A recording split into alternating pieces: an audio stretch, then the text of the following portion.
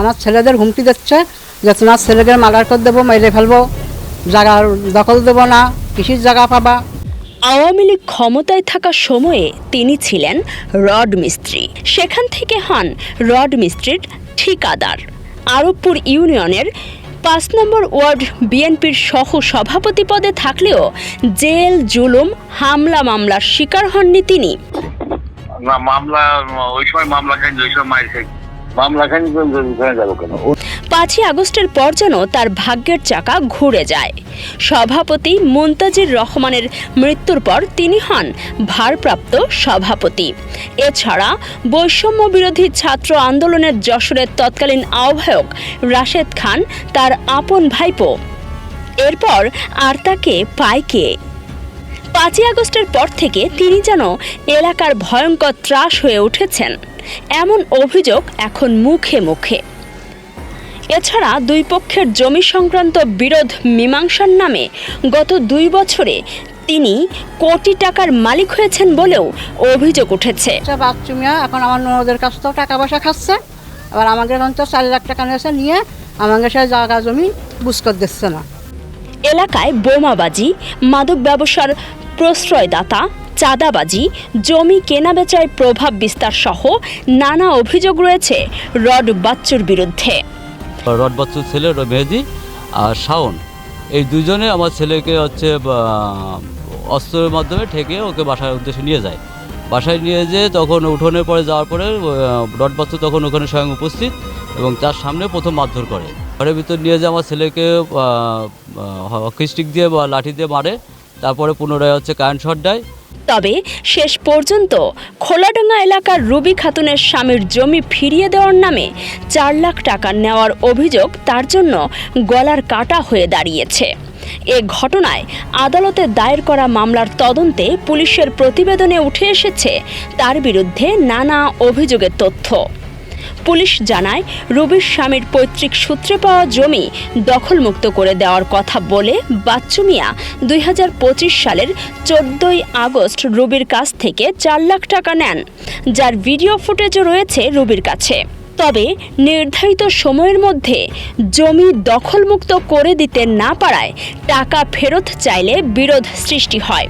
গত ১৫ই জুন রাত ৯:৩০টার দিকে দেশীয় অস্ত্র নিয়ে রড বাচ্চুর নেতৃত্বে বাচ্চুর ছেলে মেহেদি হাসান, খোলাডাঙ্গা এলাকার জাহিদ হাসান শাওন, তারেক হাসান অন্তর, হাসান কবির সাগর, মুজিদ ওরফে মুজিদ মিয়া, সেলিম বিশ্বাস ওরফে কুটি, পারভেজ, সাব্বির হোসেন, রুবেল, জাফর আলী সিদ্দিক ওরফে জামাই, বিপ্লব হোসেন, রাকিব, আব্দুল আল মামুন ও সুমন ওরফে গান্ডু সুমন দেশীয় অস্ত্র ও হাতবোমা নিয়ে রুবিকে হত্যার চেষ্টা চালায়, কিন্তু রুবি বাইরে না আসায় বাড়িতে বোমা হামলা চালানো হয়।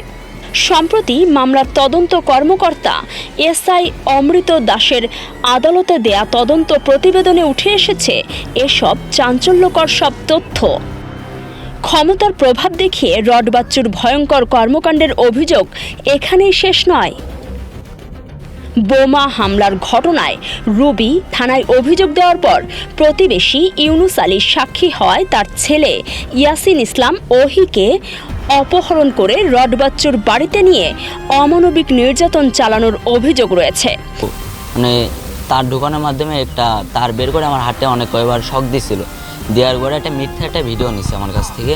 বিদ্যুৎ শক দেওয়ার পরে এবারে ওরা একটা ভিডিও ধারণ করতে চায় যে আমার ছেলে স্বীকারোক্তি দেবে যে আমার এলাকায় একটা বোম মারছিল, সেই বোমের স্বীকারোক্তিটা যে নেচ্ছে এই কারণে যে ওই বোমটা আমরা নিজেরাই মারছি সেই হিসেবে।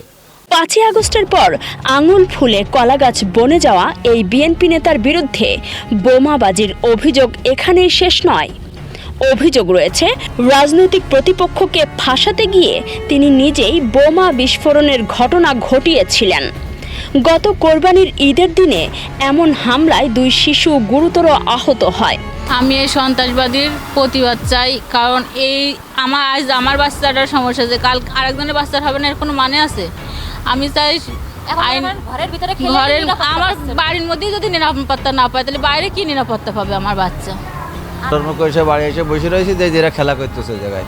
অবশ্যই একটু কোনো 10 মিনিট পরে দেখে যে বোম বাস্ট হলো, সে কোন বাস্ট? দেখি বেরিয়ে এসে দেখি যে আমার নাতি ছেলে কাঁদতে কাঁদতে এসতেছে।